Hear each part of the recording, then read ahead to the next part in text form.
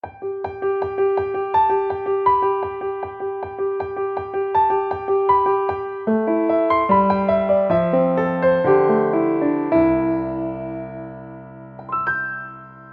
saudara, seperti saya katakan kemarin bahwa dalam sistem dunia ini selalu menganggap atau menilai seseorang dari kecepatan, ketepatan, kekayaan, kekuatan dalam kehidupan. Dan itu sudah disimpulkan oleh tulisan Raja Salomo yang kita baca dalam edisi Gema kemarin. Dan hari ini kita akan melihat dalam perspektif perjanjian baru. Apakah hal yang demikian diungkap juga, dan ternyata saya menemukan ya, Rasul Paulus menulis dalam kitab atau surat 1 Korintus pasalnya yang pertama terkait dengan kontra meritokrasi. 1 Korintus pasalnya yang pertama ayat 26 dan 27 saya akan bacakan bagi Bapak Ibu Saudara. Demikian katanya. Ingat saja, jadi kita harus mengingat bahwa ada panggilan bagi kita semua. Saudara-saudara, bagaimana keadaan kamu ketika kamu dipanggil? Menurut ukuran manusia, jadi ada sebuah sistem nilai di situ yang diamati juga oleh Rasul Paulus. Tidak banyak orang yang bijak. Kita bijak? Rasanya enggak juga. Enggak banyak juga orang yang bijak. Tidak masuk dalam kategori itu. Tidak banyak orang yang berpengaruh.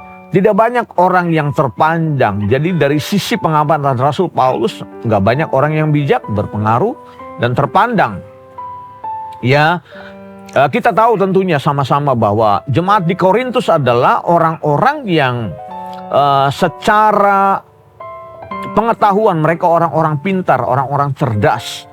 Orang-orang yang memiliki tingkat akademik yang hebat. Tetapi setelah Paulus melihat ke dalam, menelisik lebih dalam kehidupan keseharian mereka, ditemukan seperti ini pada 1-3 simpulan. Gak banyak yang bijak, gak banyak yang berpengaruh, gak banyak yang terpandang. Nah, ayat 27 memberitahu ada kabar baik bagi orang-orang yang dikatakan demikian. Tetapi apa yang bodoh bagi dunia ini. Jadi mungkin kita nggak merasa diri bijak, kita nggak merasa punya pengaruh hebat, kita nggak merasa terpandang, tetapi dianggap bodoh oleh dunia, ya kan? Dipilih Allah untuk memalukan orang-orang yang berhikmat, dan apa yang lemah bagi dunia dipilih Allah untuk memalukan apa yang kuat. Jadi kabar baiknya bagi kita, mungkin dunia menganggap kita orang yang rata-rata, penilaiannya di bawah dari sebuah sistem nilai yang namanya meritokrasi.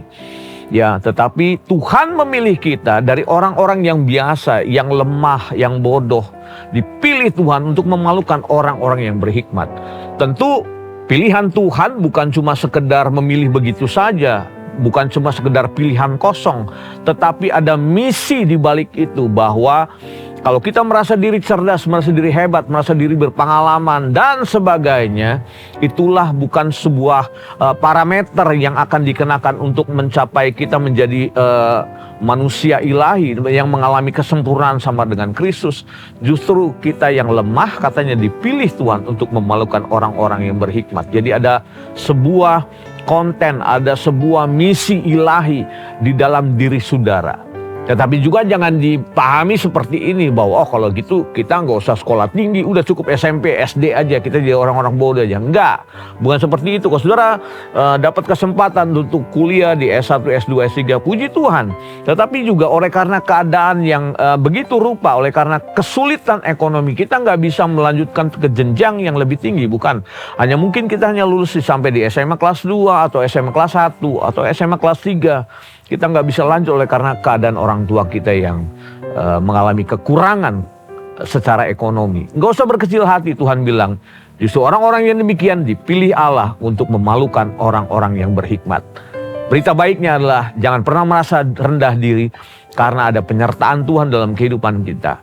Tuhan akan memilih kita, memakai kita semua menjadi orang-orang yang mengerjakan misi Kristus dalam kehidupan kita. Supaya apa yang bodoh bagi dunia ini memalukan orang-orang yang berhikmat. Berkat Tuhan atas kita semua. Mari kita datang pada Tuhan. Bapa, terima kasih buat pilihan-Mu yang ajaib dan luar biasa dalam hidup kami. Kami sadar kami bukan orang-orang yang hebat, luar biasa, yang penuh dengan pengetahuan. Tetapi kami mungkin hidup dalam rata-rata. Kami hidup dalam kehidupan yang biasa-biasa. Tetapi terima kasih buat pilihan-Mu atas semua kami Tuhan. Kami mengalami anugerah Tuhan dalam hidup ini. Supaya kami mengerjakan misi Tuhan dalam hidup ini. Kami memaksimalkan potensi yang ada di dalam diri kami dengan satu tujuan. Hanya nama Tuhan yang dipermuliakan dalam seluruh kehidupan kami. Berkat-Mu atas umat-Mu. Dalam nama Yesus kami berdoa dan mengucap syukur. Haleluya. Amin. Tuhan berkati kita semua.